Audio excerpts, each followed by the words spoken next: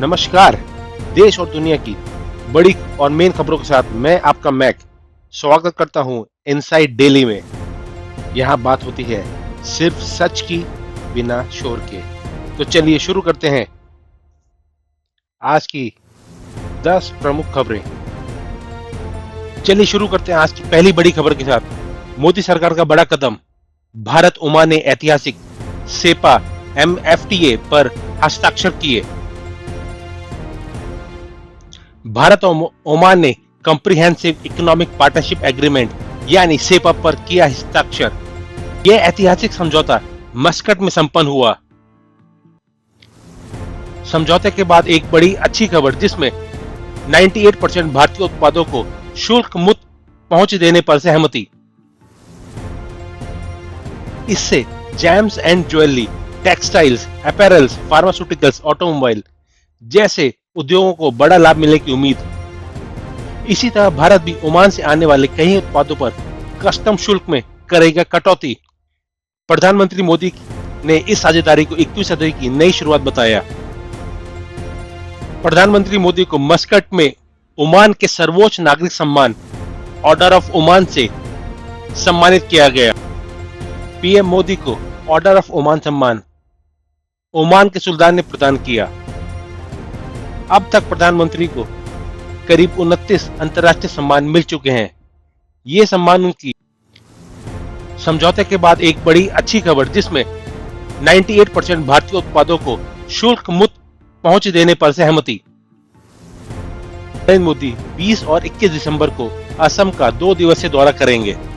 इस दौरे में वो करीब 15,600 करोड़ के विकास और इंफ्रास्ट्रक्चर प्रोजेक्ट्स का उद्घाटन और भूमि पूजन करेंगे।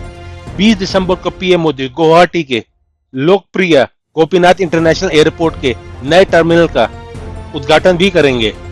यह नया टर्मिनल भारत का पहला नेचर थीम्ड एयरपोर्ट टर्मिनल होगा, जो असम की जैव विविधता से प्रेरित है। इस टर्मिनल का डिजाइन बैम्बू ऑर्चिड थीम पर आधारित है और यात्रियों के अनुभव को बेहतर बनाने के लिए आधुनिक टेक्नोलॉजी से भी लैस है। पीएम मोदी आज असम में पहली बार बीजेपी राज्य मुख्यालय का दौरा करेंगे, जहां वो पार्टी कार्यकर्ताओं से मुलाकात करेंगे। इसके बाद वो गुवाहाटी में कार्यकर्ताओं जनता को संबोधित भी करेंगे। प्रधानमंत्री डिब्रूगढ़ के नाम रूप में Assam valley fertilizer and chemical company limited के अमोनिया यूरिया फर्टिलाइजर प्रोजेक्ट का भूमि पूजन भी करेंगे। यह परियोजना लगभग 10,600 करोड़ के अनुमानित निवेश से बनाई जाएगी।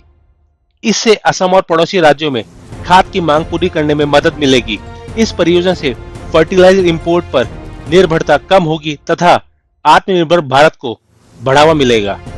प्रधानमंत्री गुवाहाटी के बोरगांव स्थित शहीद स्मारक क्षेत्र में शहीदों को श्रद्धांजलि भी अर्पित करेंगे। अगली बड़ी खबर जो बांग्लादेश से आ रही है। बांग्लादेश में हिंसा, भारत और दुनिया सतर्क।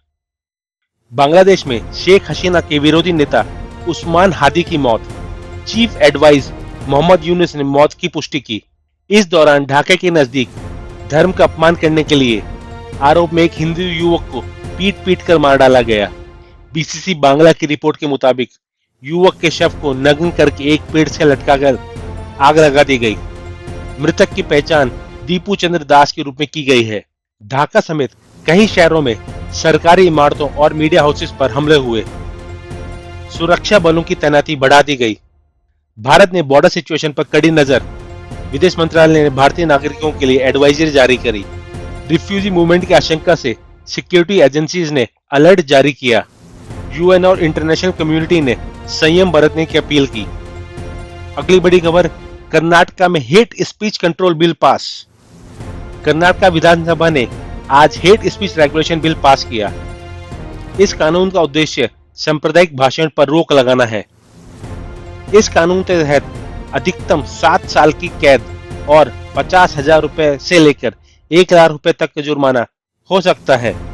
बीजेपी और विपक्ष ने इसे फ्रीडम ऑफ स्पीच पर डायरेक्ट हमला बताया, जबकि सरकार का कहना है कि यह सामाजिक सौहार्द बनाए रखने के लिए जरूरी है।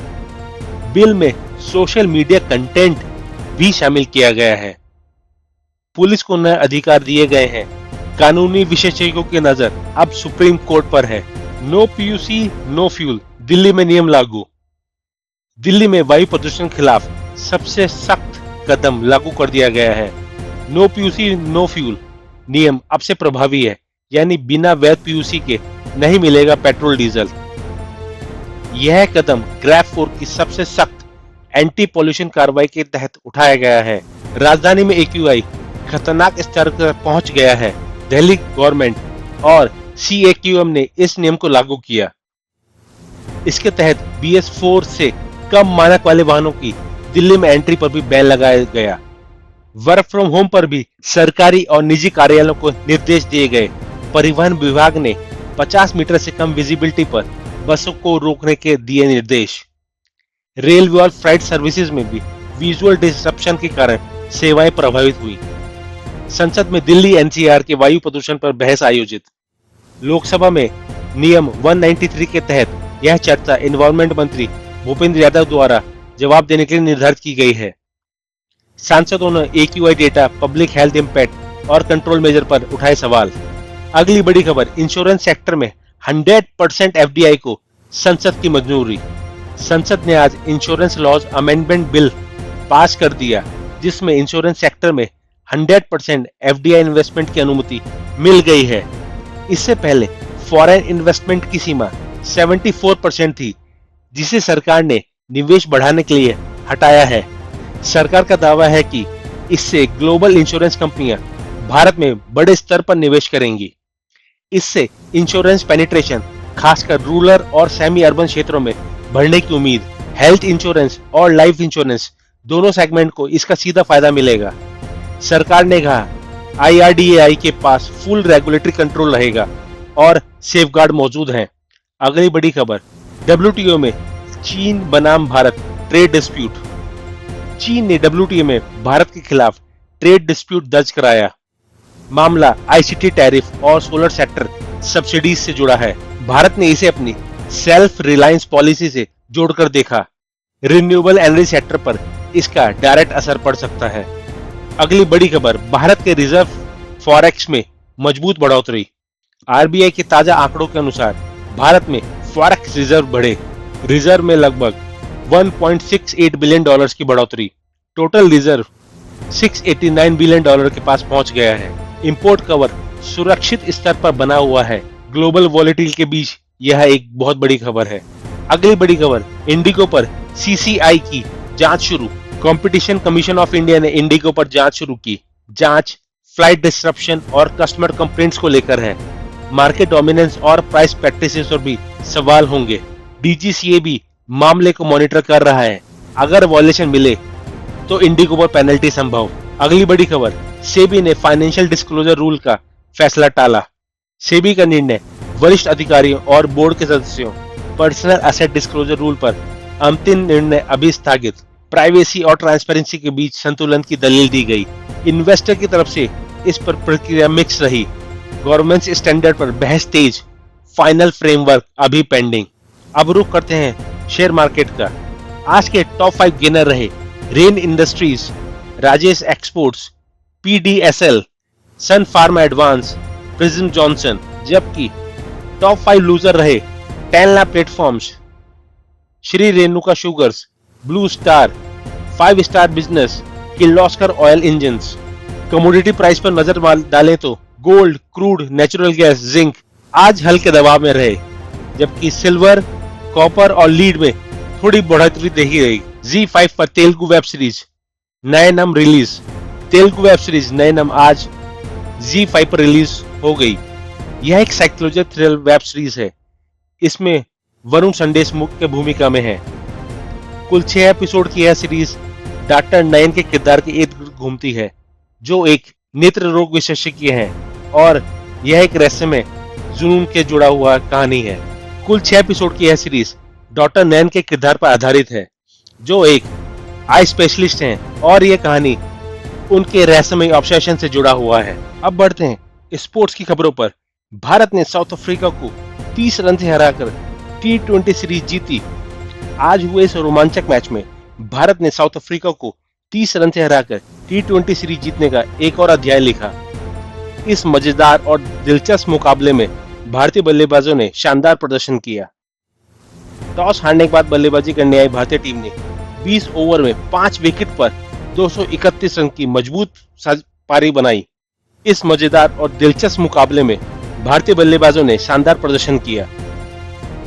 टॉस हारने के बाद बल्लेबाजी करने आई भारतीय टीम ने 20 ओवर में 5 विकेट खोकर 231 रन बनाए। टीम इंडिया को अभिषेक शर्मा और संजू सैमसन की सलामी जोड़ी ने शानदार शुरुआत दी। इन दोनों ने पहले विकेट के लिए 5.4 ओवर में 63 रन की पार्टनरशिप की। उसके बाद आए तिलक वर्मा ने 42 गेंदों में 1 छक्के 10 चौकों के साथ 73 रन की पारी खेली, जबकि पांड्या ने ताबड़तोड़ 25 गेंदों में 5 छक्के 5 चौकों के साथ 63 रन बनाए। इस पारी में पांड्या ने महज 16 गेंदों में अर्धशतक पूरा किया, जिससे वह T20 फॉर्मेट में सबसे तेज अर्धशतक लगाने वाले दूसरे भारतीय बल्लेबाज बन गए हैं। सबसे कम बॉल में अर्धशतक लगाने का इतिहास अभी भी युवराज सिंह के नाम पर ही है। इसके जवाब में साउथ अफ्रीका टीम ने निर्धारित ओवरों में 8 विकेट खोकर 201 रन ही बनाए। वरुण चक्रवर्ती ने 53 रन देकर 4 विकेट लिए, जबकि जसप्रीत बुमराह ने 2 विकेट निकाले। इसी के साथ मैं आपसे आगे चाहूंगा, thank you for watching us. आपका दिन मंगलमय हो।